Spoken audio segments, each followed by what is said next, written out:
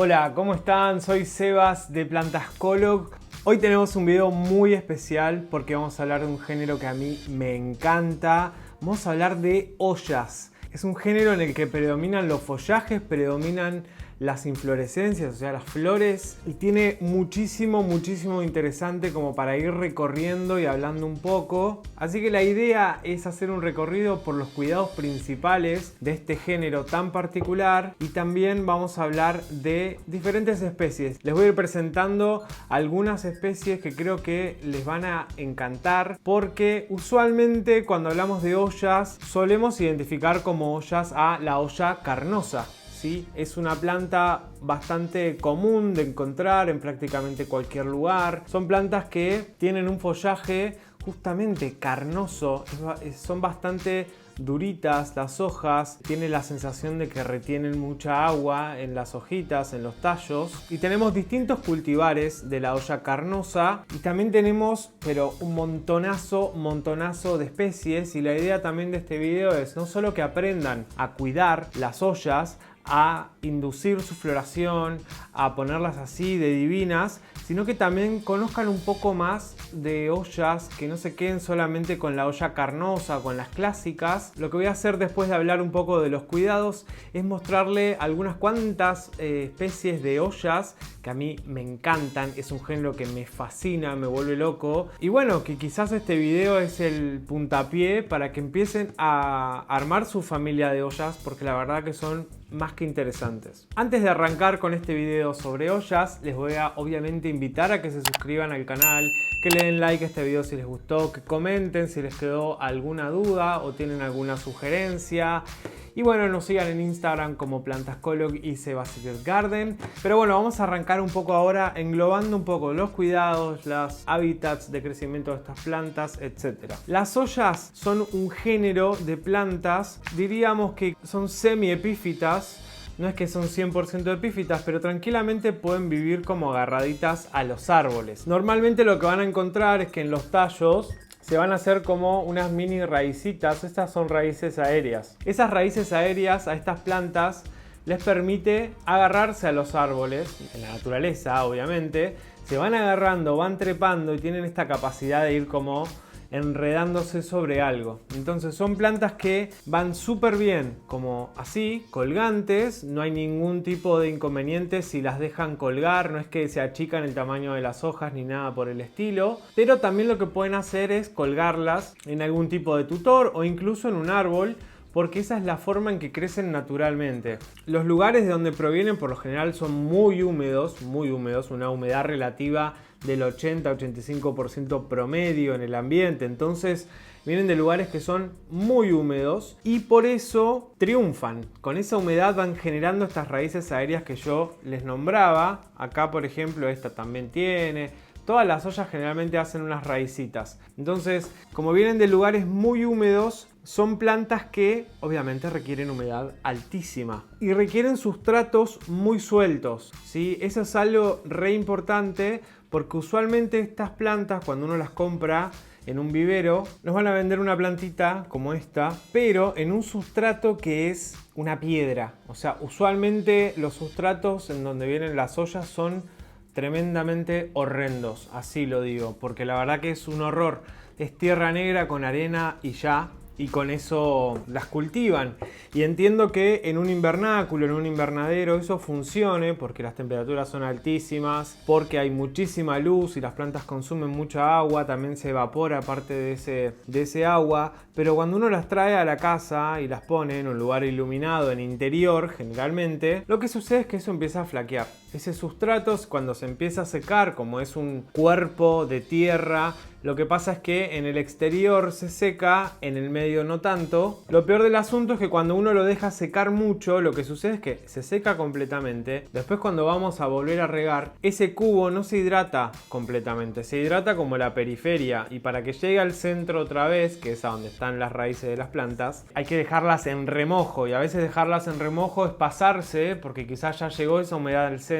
Nada, es todo un problema. Entonces, importantísimo y primer medida a tomar antes de comprar la olla es chequear a dónde estamos comprando y en qué sustrato nos la están vendiendo, y debería ser un lugar que usualmente cuide, tenga, le gusten las ollas, porque lo que sucede es que a veces en el mercado hay variedad, pero toda esa variedad está en sustratos horrendos, y hacer un trasplante de una olla en un sustrato que es así muy duro, muy barro, muy apelmazado, es muy difícil. No es para cualquiera, no es simplemente romper todo, sacar las raíces y plantarla en otra maceta. No, hay que hacer un trabajo fino. Las raíces de las ollas son muy finitas, muy sensibles. Entonces lo que sucede es que si la persona que está haciendo el trasplante no tiene idea de cómo son estas raíces, no tiene idea cómo manipularlas, entonces en esa manipulación lo que sucede es que se rompen todas las raíces, las plantás, y son plantas que quizás al otro día no te demuestran que tienen algún problema.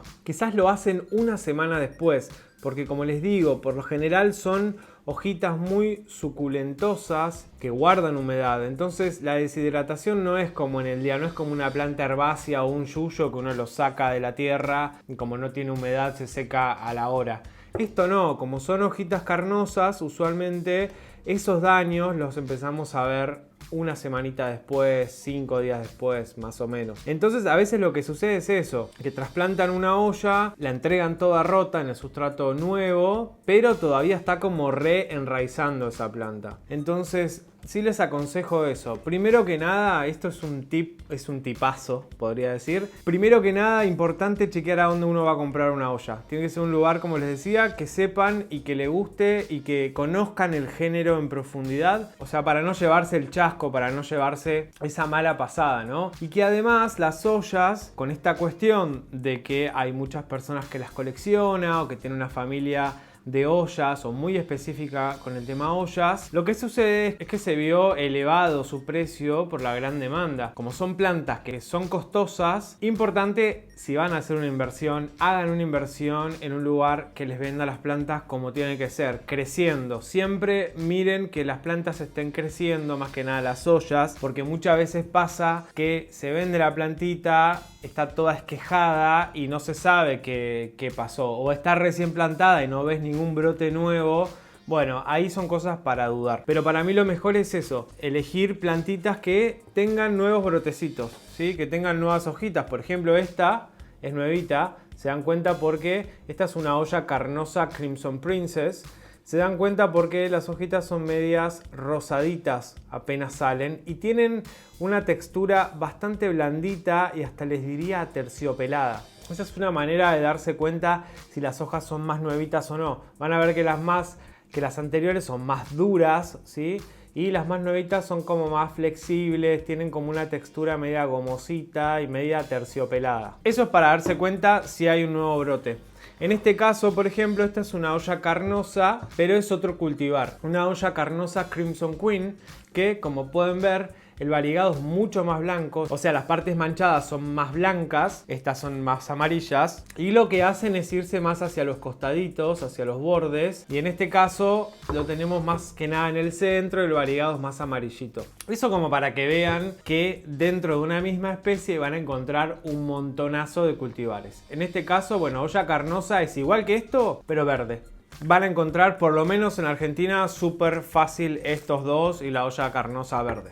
Pero bueno, antes de seguir con especies, vamos a hablar un poco sobre los cuidados. El video de hoy va a ser bastante generalizado porque todas las especies que les voy a mostrar hoy se cuidan de una forma muy parecida, muy similar. Entonces a todas las que les voy a mostrar hoy le dan el mismo tratamiento. Vamos a arrancar con la iluminación. Las ollas son plantas que no es que requieren toda la luz del mundo, pero ideal que reciban bastante luz indirecta, preferentemente. Para mí la mejor opción es siempre luz indirecta para que las hojas queden así, como lustrosas, brillantes, ¿sí? Que se mantengan así de lindas, con los colores bien marcados, porque lo que sucede es que si se pasan de luz, se empiezan como a marcar. Y si les da un poquito de sol a la mañana o a las últimas horas de la tarde, no pasa nada, está perfecto. Jamás le daría como sol directo en momentos así claves como el mediodía o entre las 11 y las 4 de la tarde, más que nada en verano y primavera, que si en tu zona hace mucho calor, probablemente se te prenda fuego la planta y se empiece a quemar. O sea, se quema como si fuese quemarla con fuego. En mi experiencia he puesto ollas en condiciones de luz media y luz baja. La verdad que va muy bien. Lo que sucede con principalmente estos cultivares o en ollas que son variegadas es que usualmente ese variegado merma un montón. Se termina yendo esas marcas blancas. O sea, esta hoja, miren lo que es puro blanco. Esta hoja en una condición de poca luz probablemente se muera. Entonces, para evitar que les pase eso con ollas que son variegadas, lo ideal es que le den bastante luz indirecta, siempre. Así que si tienen una olla que sea verde o que la mayor parte de su follaje sea verde o con muy poco variegado, la pueden ubicar en lugares con iluminación media que va a generar follaje. Si es lo que les gusta que genere, ¿no? El temita follaje. Ahora, si ustedes quieren que su olla florezca, lo ideal es que le den bastante luz. Mucha luz. Por lo menos 12 horas al día. O sea, son plantas que requieren de muchísima luz para florecer, pero sobre la floración vamos a hablar un poquito más adelante, porque les voy a tirar un par de tips de cómo inducirla y qué sucede cuando una olla florece. Como les decía en un principio, las ollas crecen en lugares muy húmedos, por ende vamos a tener o intentar tener una humedad relativa o una humedad ambiental alta. ¿Sí? Lo ideal sería por encima del 60%. Hablo del ideal teniendo en cuenta que somos seres humanos y humanas, que vivimos en una casa y que tenemos muebles, y tenemos cosas de madera y tenemos conexiones eléctricas, etc. Entonces, cuando hablo del ideal, estoy teniendo en cuenta no solo lo que necesita la planta solamente, sino promediando un poco, ¿no? Lo que también nosotros podemos soportar en nuestra casa,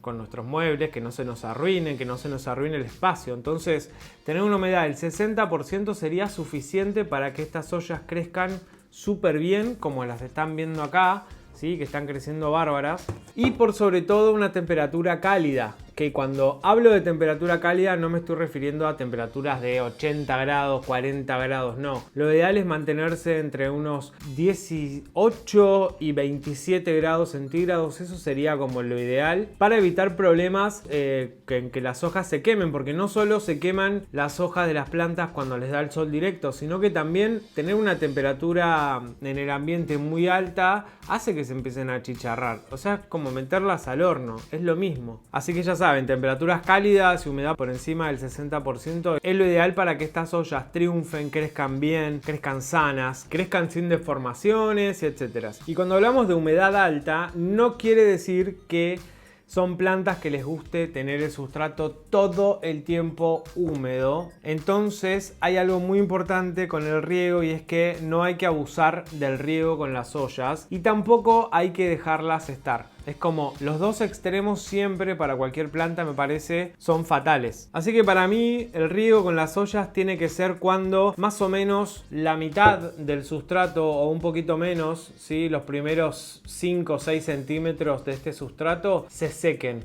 Eso para mí es el mejor momento para regar. Hay gente que dice dejarla secar hasta que esté todo seco el sustrato y demás. Eso para mí es problemático, porque si nos pasamos de sequía, lo que va a pasar es que no solo se va a secar el sustrato, sino que ese sustrato va a deshidratar las raíces de tu olla. Entonces no hay que llegar a niveles críticos de sequía, tampoco estar regando todo el tiempo, ¿no? Dejar secar los primeros 4 o 5 centímetros del sustrato. Para eso les recomiendo que metan las manos, que sientan cómo está ese sustrato, no tengan miedo de meter la mano y de tocar y de sentir. Obviamente no le metan la mano así porque van a romper todo, pero esto viene con respecto a los palitos que siempre veo que meten para ver cómo está la humedad. Bueno, en una olla eso no les va a servir, en ninguna les va a servir, porque van a meter un palo, van a romper todo. Pero más allá de eso, no les va a servir porque, ahora viene un tema muy importante que es el sustrato. El sustrato de una olla prácticamente es como el sustrato de una orquídea. Tiene que ser un sustrato, fíjense, este sustrato que yo tengo acá, es un sustrato que tiene mucha corteza, mucha perlita, mucha turba,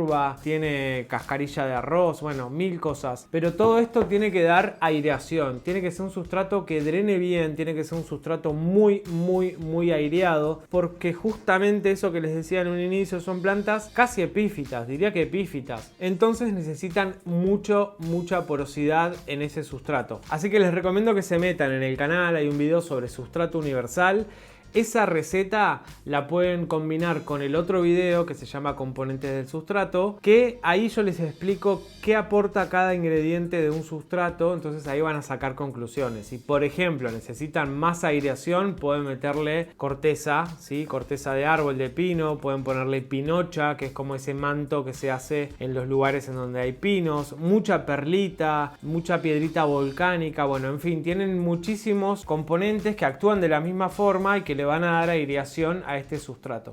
Así que el sustrato, como les digo, bien aireado, tampoco que sea algo vacío, tiene que tener materia orgánica para que esta planta se pueda alimentar, pero mantener mucha aireación. Entonces de esa forma no van a tener problemas si, por ejemplo, digamos un ejemplo así muy extremo, se pasan de riego. Si ustedes la riegan hoy y la riegan dentro de 3 días y capaz todavía le falta, mientras más aireado el sustrato, menos problemático va a ser ese exceso, porque al estar aireado, al drenar tan bien, no pasa nada. Les diría que es hasta improbable la posibilidad de que sus ollas se pongan amarillas o pierdan hojas o haya exceso de agua, porque si el sustrato está bien equilibrado y está súper aireado, no van a tener problema. Así que el sustrato es como la llave maestra para hacer un buen riego, más allá de que si lo hagan todos los días, día por medio, cada 3 días, cada 4, cada 5. Siempre hay que pensar el sustrato en función de nosotros. Si somos personas que nos gusta regar todo el tiempo, bueno, más aireado. Si somos personas que nos gusta regar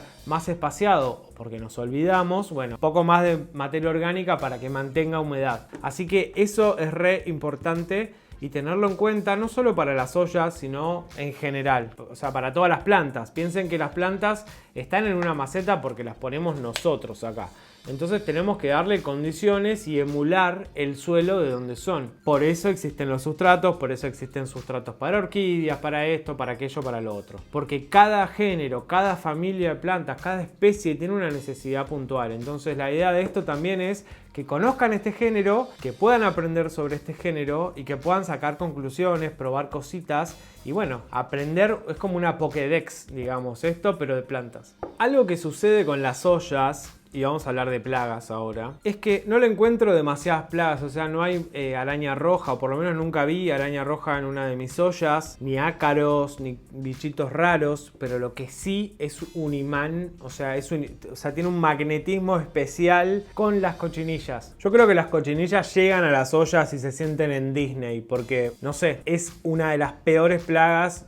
Peores plagas, pero la que más insistente es. Muchas veces uno tiene que estar limpiándolas muy en el recoveco porque vuelven a aparecer. Así que les recomiendo que le hagan rutina antiplagas a sus ollas sí o sí, una vez por mes por lo menos. Pueden hacerlo con jabón potásico y neem, por ejemplo aceite de neem, o pueden usar productos un poco más fuertes como algún aceite emulsionable o algún producto sistémico para cochinillas. Lo que no usaría es dimetoato, porque lo estuve probando en alguna que otra especie y vi que se manchan las hojas, se ponen negras, así que les recomiendo que dimetoato, que es un químico que acá en Argentina se vende así como normalmente, la verdad que no, yo prefiero tratar con jabón potásico, aceite de neem o algún aceite emulsionable y con eso ir manteniéndolas sanas. La única plaga que encuentro siempre es cochinilla y bueno, ya es parte del género y si uno tiene un control de plagas así como rutinario y seguido y uno lo cumple, nada, no vuelven a aparecer. Así que, pero si sos de procrastinar y de como dejar todo para último momento, con las ollas te diría que no te duermas porque cuando te querés dar cuenta, das vuelta una hoja y te encontrás con un montón de cochinillas. Algo que está bueno y les recomiendo hacer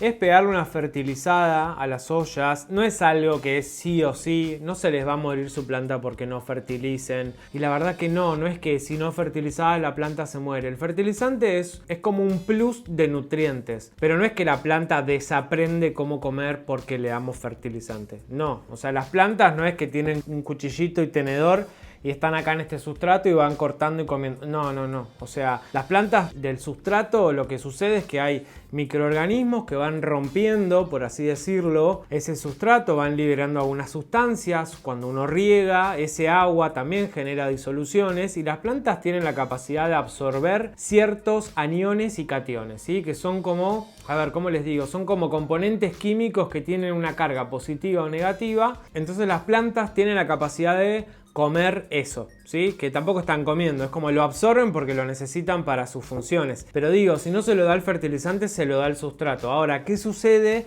Cuando uno fertiliza, aumenta la disponibilidad de su sustrato. Entonces, lo que sucede es que estamos alentando a que la planta siga haciendo cosas, pero no es que porque mañana no le da fertilizante, esta planta deja y se muere porque no lo puede mantener y bla. No, porque cuando fertilizamos usualmente, digo esto así con muchas comillas, usualmente, con mayúsculas, no con comillas, estos fertilizantes que usamos tienen macronutrientes, ¿sí? Si vieron el video que hice hace muy poquito sobre fertilización, van a saber, si no lo vieron, les invito a que vayan a verlo, van a saber que los macronutrientes les sirven a las plantas para generar estructura, ¿sí? Para generar estructura hablo de generar hojas, tallos, todo lo que sea parte de la planta así como muy grande y lo usan en grandes cantidades. Entonces cuando le damos una fertilizada con macronutrientes, la planta tiene un montón de ladrillos para construir. Esa es como más o menos la metáfora o analogía. Entonces si ustedes no le dan ese fertilizante extra, no pasa nada. La planta va a trabajar con menos recursos, pero nada más. Va a seguir creciendo, quizás más lenta, pero no se va a morir. Si se les muere es porque o se olvidaron de regarla, o la pusieron en un lugar inadecuado, o se las comieron las cochinillas, o se la comió el gato, el perro, una rata o lo que sea.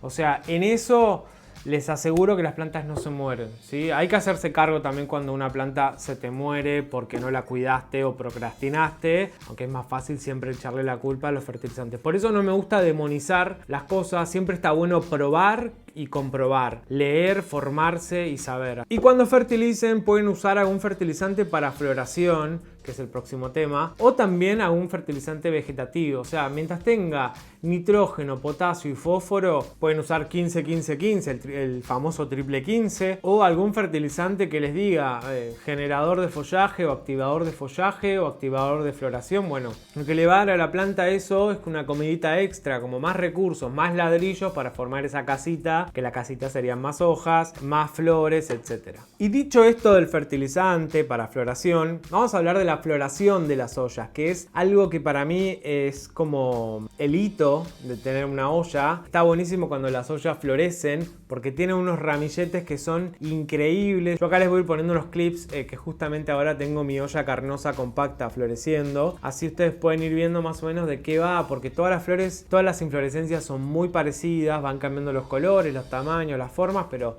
generalmente es un ramillete así. Y bueno, fíjense el espectáculo que es esa floración. Así que, ¿cómo hacer que una olla florezca? Bueno, hay muchas formas. Primero, utilizar algún fertilizante para floración. Eso induce o por lo menos pone la planta en onda o por lo menos le da los recursos que necesita. Ahora, ¿es lo único que necesita la planta para florecer? No. Necesita varias cuestiones que son muy importantes para que una olla florezca. En primer lugar, la iluminación. Muchísima luz indirecta. ¿Sí? Pero mucha luz. Siempre está bueno darle muchísima luz, no solo para mantener variegados y formas, sino que también es importante para que florezcan, ¿sí? Necesitan mucha cantidad de fotoasimilados, que los fotoasimilados son, a ver, ¿cómo decirlo? Son como las reservas, por así decirlo, que van generando las plantas con la fotosíntesis, ¿sí? Van generando hidratos de carbono, van generando un montón de cositas que esa energía después, digamos que la canalizan o la depositan en una determinada función. Puede ser generar follaje, puede ser generar inflorescencias o generar flores, puede ser generar raíces. Entonces, si fertilizamos con algún fertilizante para floración y le damos mucha iluminación a esta planta, lo más probable es que esa floración aparezca, ¿sí? Porque va a tener los recursos, va a tener los fotoasimilados y bueno, es cuestión de que lo haga. Ahora, hay otras cuestiones que en la industria se hacen para que una olla florezca. Una de esas cuestiones es dejar secar el sustrato, no los 5 centímetros que yo les decía, sino dejar secar como muchísimo más. Le diría que más de la mitad del sustrato que se seque entre riegos. Eso es medio peligroso, les debo decir, si ustedes no controlan bien cómo funciona ese sustrato o cómo responde ese sustrato ante las condiciones de crecimiento que les dan. Porque se pueden pasar de sequía y en ese pasarse de sequía se les puede deshidratar la planta y morirse. Entonces, ese estrés de poco riego he visto y he comprobado, porque es verdad, o sea, yo lo comprobé, estuve haciendo unas pruebas, mismo cultivar o misma especie, puse en distintas condiciones de riego y floreció antes la que dejé secar mucho. Pero tuve que estar atento porque estaba muy al límite. Había momentos en que las hojas se ponían como todas muy arrugadas y decaídas. Algunas de esas arrugadas y decaídas se murieron, algunas hojitas. Entonces es como un costo-beneficio que hay que ver por dónde conviene, ¿no? Si ustedes quieren sí o sí que florezca, bueno, es algo que pueden hacer. Dejar secar mucho ese sustrato, de alguna forma estresarla. Pareciera ser que ese estrés, tanto de dejarla secar mucho y tanto como de pasarla de luz, incluso hay productores que las queman con el sol. O sea, les llega a dar un par de horas de sol en momentos así como muy fuertes y se llegan a quemar, pero quieren inducir la floración. Y eso es algo que tiene sentido con lo que viene, porque ustedes pueden decir, bueno, sí, pero tanto para que florezca vas a perder todo el follaje para que florezca, bla, bla, bla. Bueno, lo que sucede es que una olla cuando florece genera una vara floral y de esa vara floral salen las florcitas, ¿sí? Sale este ramillete que es una inflorescencia. Lo que sucede es que en esa varita floral hay muchísimas chances, le diría que 100%, pero bueno, no puedo decir 100% porque no sería algo científico, pero 99% estoy seguro de que de la misma vara floral vuelve a florecer nuevamente. Y eso a veces pasa, no sé, 6 veces por año. Esta olla compacta que les muestro ya es como la cuarta vez que florece desde más o menos noviembre. Así que imagínense que una vez que aparece la vara floral no hay que cortarla. O sea, a menos que, bueno, quieras perder todo el trabajo de tu planta, que no lo creo. Pero una vez que ya tenés una olla en flor, después tenés flores continuamente porque de la misma vara floral vuelven a salir más flores y vuelven a salir más flores. Así que eso está buenísimo porque es como una vez que llegás a eso, ya está. Después te siguen floreciendo siempre. Así que importantísimo, no corten las varas florales. Tampoco está bueno esquejar muy cerquita de la vara floral si es que quieren conservar esa varita floral para lo que sea. La verdad que yo no se los recomiendo porque pueden perderla, puede ser un esqueje que lo pierdan. Así que importantísimo, si una olla florece, dejarla así porque así está funcionando, así le gusta. Son bastante caprichosas, diría. Son bastante como las orquídeas en ese sentido de la floración. Así que bueno, por ahí estuvimos hablando sobre los cuidados y lo que quiero hacer ahora es hacerle como un pantallazo de algunas de las especies que a mí me encantan y que tengo acá disponibles. Hay muchísimas más. Hoy vamos a hacer una partecita y si les interesa me lo dejan en comentarios, obvio, y seguimos mostrando más especies porque la verdad que la lista es prácticamente interminable. Bueno, ya les mostré la olla carnosa Crimson Queen y Princess, que eran las dos que estaban variegadas. Ahora les voy a mostrar esta que tengo por aquí. Miren lo que es esta hermosura. Esta es una olla Finlaysoni. Como pueden ver, tiene como unas nervaduras muy marcadas. Las hojas, o sea, no sé cómo explicarles, pero las tocan y son duras, pero muy duras, ¿eh? Les diría que como un pedazo de plástico. O sea, súper duras. Me hace acordar a la hoja de un Ficus pandurata o Ficus lirata. Si lo conocen, calculo que sí. Pero bueno, hojas muy duritas. Ven cómo se van trepando. Estas están en tutorcito porque a mí me encanta eso. Se van agarrando, miren cómo se van enroscando ahí en el alambrecito. Así que está buenísimo porque estas plantitas las pueden poner tanto para colgar como agarrándose. Pero la verdad que esto es una hermosura. Miren, acá tiene un brote saliendo. Nada, divina. Esta es una de mis preferidas porque parece que tiene aparte como abdominales. Nada, es tremenda. Así que bueno, olla Finlaysoni por acá. Vamos con la siguiente, que es otra que también me gusta muchísimo. Esta es una olla Australis. Es muy parecida a la olla Kerry quizás. Miren lo que es, pero sus hojitas son redonditas, ¿sí? Si la ven de lejos y no conocen de ollas, quizás les parezca lo mismo que una Kerry, pero no. Son hojas bien verdes, son mucho más finitas que la Kerry. Muy finitas. Son, hasta les diría que del lado de atrás, medio aterciopeladas. Muy poquito aterciopelado, pero se siente. Y así, súper brillantes del lado de adelante. También tiene unas nervaduras que no sé si se verá ahí con la iluminación, pero tiene unas nervaduras ahí en un bajo relieve que son divinas. Y de las inflorescencias de las ollas, las de esta planta, o sea, no son gran cosa visualmente, pero el aroma que tienen, o sea, nunca olí una inflorescencia de una olla tan fuerte como la de la olla Australis. Así que les recomiendo si les gustan las flores, aún más si les gustan las flores así con aroma fuerte, bueno, La de esta flor es un aroma muy dulce, muy que se impregna en la nariz y lo lees a la distancia. Así que bueno, también Oya australis me parece un golazo. Ahora vamos a hablar de una especie que se llama Oya pubicalix, pero que tiene un montonazo de cultivares, ¿sí? Cuando hablo de cultivares son como versiones de esa misma especie. Así que vamos a ir arrancando. Acá, por ejemplo, tenemos, esta es una Oya pubicalix. A ver, vamos a enredar este acá porque me pone nervioso. Esta es una Oya pubicalix red bottom, ¿sí? Se llama así porque la inflorescencia de esta planta es de un color morado muy oscuro, muy así como intenso. Entonces nada, tiene su nombre, red bottom. Pero miren lo que es el follaje, alargadito y tiene como pintitas, está como salpicada, ¿sí? Todas las hojitas ahí como con una especie de plateadito. Acá se puede ver un poco mejor quizás, ahí. Es un follaje re interesante, alargadito. A mí me encanta estas que se vayan trepando porque me parece divino cómo van copando este tutor. Y bueno, la inflorescencia de esta es también un ramillete, pero súper oscuro. Dentro de la misma especie, ¿no? Siempre. Oya pubicalix. Esta es una Oya pubicalix Jungle Garden o Jungle Garden. También las hojas tienen prácticamente la misma forma. Tienen un poco menos de splash. ¿Sí? Yo a esto le llamo splash. Va, todo el mundo le llama splash. Son como estas marquitas. Esto es muy relativo igual, ¿eh? Hay algunos ejemplares que tienen un montón de eso, otros que tienen menos, pero nada. La diferencia entre estas dos no está tanto en el follaje, sino en la inflorescencia.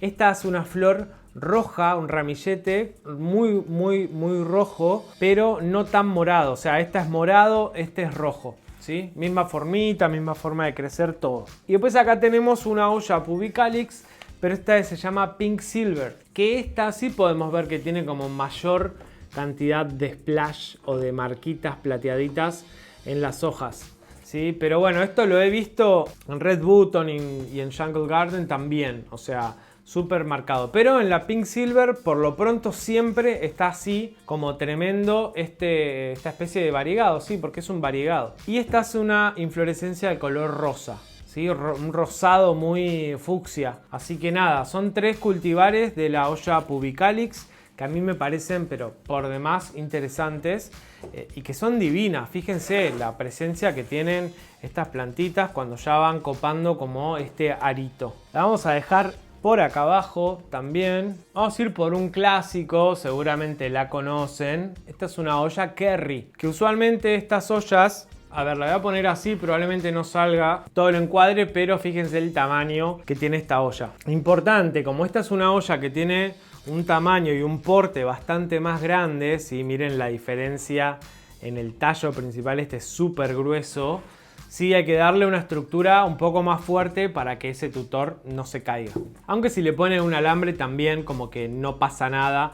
Pueden tranquilamente tenerlas en el alambre que van re bien. Esta olla tiene como una formita de corazón, como pueden ver. A ver si la ponemos así, es más evidente el temita corazón. Bueno, son como corazoncitos colgados. Esta usualmente se la vende comercializada en una maceta clavada. Y yo lo que hice una vez fue hacer el experimento de qué pasa con esa planta si uno la tiene. ¿Realmente sale una planta que se enrieda? O sea, ¿sale un brote y etcétera? Y todo el mundo me decía, no sale un brote, es mentira, bla, bla, te queda para siempre el corazón clavado. Bueno, la verdad es que no. Me ha pasado que hice 4 pruebas y además después una quinta. Y en las 4 pruebas de 4 plantas, 3 brotaron. Así que, o sea, tarda un montón. Les diría que tardó como un año más o menos. Pero sí brotan.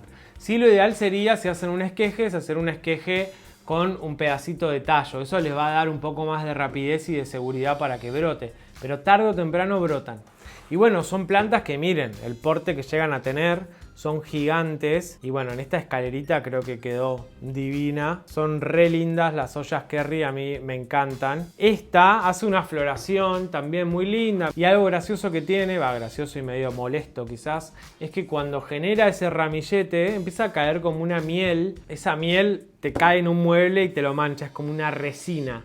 Así que si la tienen en interior y florece, tengan cuidado porque esa melaza que les cae de las flores te puede manchar la ropa, te puede manchar lo que tengas alrededor. Así que nada, Oya Kerry, conocidísima, pero para mí era infaltable en este video.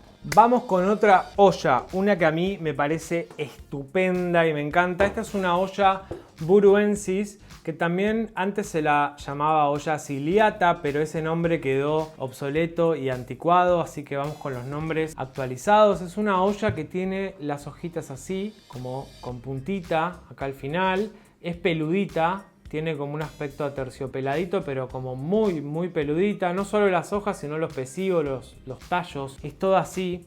Y esta todavía no la vi florecer, pero sí tengo entendido que son flores como bastante grandes, que pueden ser o anaranjadas o moradas muy oscuras. Así que, pero bueno, me parece divina el brillo que tiene esta plantita. Es toda peludita la textura y bueno, se va enredando así tremenda. Para mí quedan bárbaras en estos tutores, que nada, es un pedazo de alambre, o sea, no hay mucha ciencia con esto, ¿no? Pero fíjense cómo tranquilamente cuando lo cubren el tutor queda desdibujado. No veo la hora de que florezca porque me gustaría tener así de primera mano, ver de primer ojo, ver cómo florecen. También tenemos por acá, esta es una olla densifolia. Tiene un aspecto de plantita que no es una olla, no tiene aspecto de olla, honestamente. Me hace acordar a las hojas del limonero, no sé por qué, o sea, son parecidas, pero muy chiquititas. Y tiene como ciertos micropelitos alrededor que no se pueden creer. Cuando uno los ve a contraluz, o por lo menos lo estoy viendo a contraluz, es como nada, increíble. Bueno, esta plantita también crece súper rápido, se va enredando como todas las ollas y hace una inflorescencia que es de color anaranjado que me hace acordar a Lisa Simpson, no sé por qué. Pero bueno, parecen como unas estrellitas de mar despeinada para atrás, de color amarillo intenso. Nada, la verdad que es un golazo. Tampoco la llegué a ver nunca, todavía no me floreció, la mía. Tengo una que está ahí, que hace una vara floral, pero no sé si la desarrolla. Así que vamos a ver cómo le va. Pero bueno, olla densifolia también me parece un acierto. Me parece, bueno, todas las ollas para mí son una re buena inversión. Seguimos por acá. Ah, y acá tengo una que es muy cute. Esta es una olla croniana. Este es un ejemplar chiquitito. Pero miren lo que son estas hojitas. No se pueden creer. Son como que tienen abdominales también, como la olla Finlaysoni. Estas hojitas ahí con esas marquitas, esos destellitos, las raíces aéreas. O sea, miren lo que son. O sea, no se puede creer, todas estas raicitas, toda llena de brotes, crece increíble. Nada, esta está ahí en mi top 5, en mi top 10 de ollas, porque me encanta, me parece hermosa. Hermoso. Me encanta muchísimo. Estoy probando estas ollas cronianas montadas en maderitas y la verdad que van bien, así como orquídeas. Están yendo bien, están creciendo bien y las van a tener disponibles en nuestra tienda, que es plantascolog.com.ar. O sea, todos estos ejemplares que ven acá, no ejemplares, pero estas especies están disponibles en la tienda, así que re pueden meterse. Si están en Argentina, re pueden comprar por ahí. Si les gustan las ollas, si quieren ollas de calidad, bueno, Plantascolog para mí es lo mejor. No solo porque es mío, sino porque realmente, si tuviese que comprar una olla y no fuese yo, la compraría en Plantascolog. Así que bueno, olla croniana así, estupenda, increíble, chiquita, pero no para de crecer.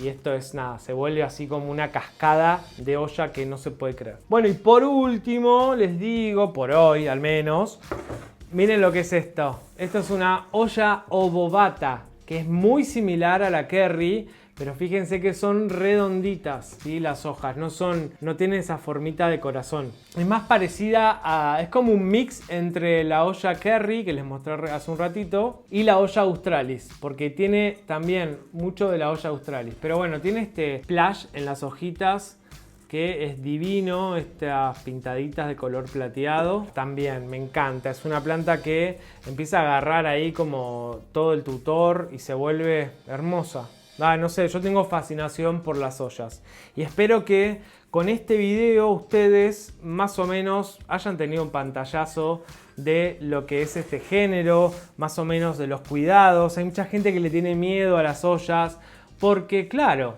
todas las personas que le tienen miedo alguna vez la han comprado y le han venido en un sustrato de porquería, con unas condiciones de porquería en todo sentido. Entonces es obvio que es frustrante cuando compras una plantita y se te muere. Entonces decís, no, esa planta es difícil. Pero la verdad, lo que creo yo es que lo más importante es partir de una planta de calidad. No solo en ollas, en todo, pero hay algunos géneros, algunas especies que hay que comprarlas en una buena calidad, porque eso te va a asegurar que tu planta siga viviendo. Estás haciendo una inversión, entonces esa inversión para mí siempre más vale calidad que cantidad. Siempre, siempre, porque te vas a poder comprar 20 ollas, pero todas en un sustrato de porquería, y si se te muere la mitad y después se te muere la otra mitad, por ende se te murieron todas, la inversión fue malísima. Entonces, si partís de buenos ejemplares, más vale invertir en una planta en condiciones, en todo sentido, como lo que estuvimos hablando, y no tanto en esto de conseguirla más barata y ser medio codito y laucha, porque ahí es donde perdés con esto. Así que bueno, espero les haya gustado este video que yo amé, porque como les digo y como les dije, como les voy a seguir diciendo, el género olla es de mis preferidos, pero está ahí como cabeza a cabeza con los Philodendrons y Anthuriums. Así que nada, espero que les haya gustado. Obviamente invitadísimos, invitadísimas, invitadísimes a sumarse a esta comunidad, suscribirse al canal para estar al tanto de todas las novedades, seguirnos en Instagram como Plantascolog y Seba Secret Garden, que ya me voy a poner al día con Seba Secret Garden. Lo que pasa es que entre una cosa y la otra no estoy pudiendo hacer un update más seguido, pero bueno, intento una vez por semana por lo menos meter algún posteo ahí. Si les quedó alguna duda, obviamente dejen su comentario en el video, péguenle un like, compártanlo en sus redes sociales. Ojalá este canal siga creciendo como lo está haciendo, porque estoy muy contento. Lo digo prácticamente video por medio, pero es como que me re sorprende. Gracias por ese apoyo. Así que bueno, espero que les haya gustado este video. Les mando un abrazo muy grande y animate a las ollas que no muerden y que les van a ir genial. Vas a ver. Te mando un abrazo. Chau, chau.